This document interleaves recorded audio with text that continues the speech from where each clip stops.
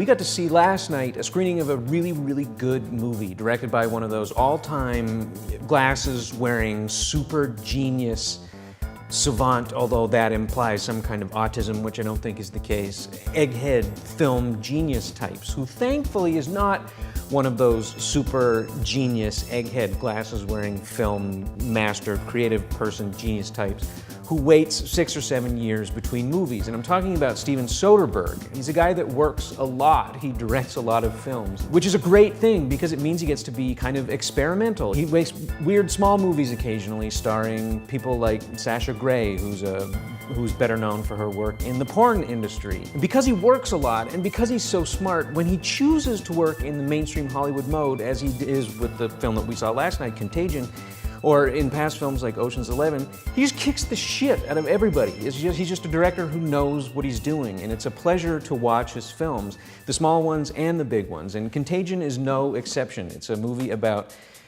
a virus that devastates humanity. It's the movie Outbreak with Dustin Hoffman and the monkey, except it keys on realism and tension and the construction of visual images rather than car chases or wacky monkey escapes. It's a horror movie at its heart, and it's legitimately kind of astoundingly well crafted. There's a chunk in the middle where it kind of slows down as they're dealing with the more mundane details of these people trying to solve this outbreak.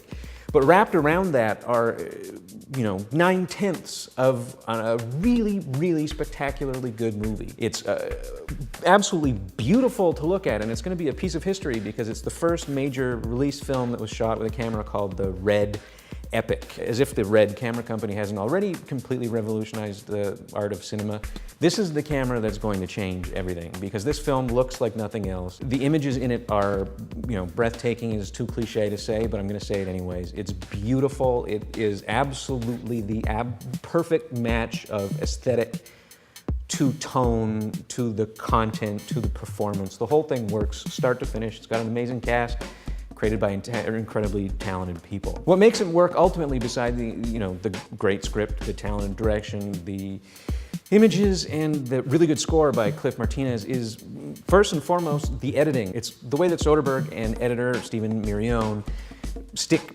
jarring images next to each other to create these mini jolts of dread and doom as we begin to understand how severe this virus thing is. And it's the layering of familiar images with shocking images that make it seem like it could really happen, which is what makes the film work at its heart, is that it seems kind of legitimate and legitimately terrifying. Soderbergh is a guy that's known for working with really good, talented editors and letting them do their thing.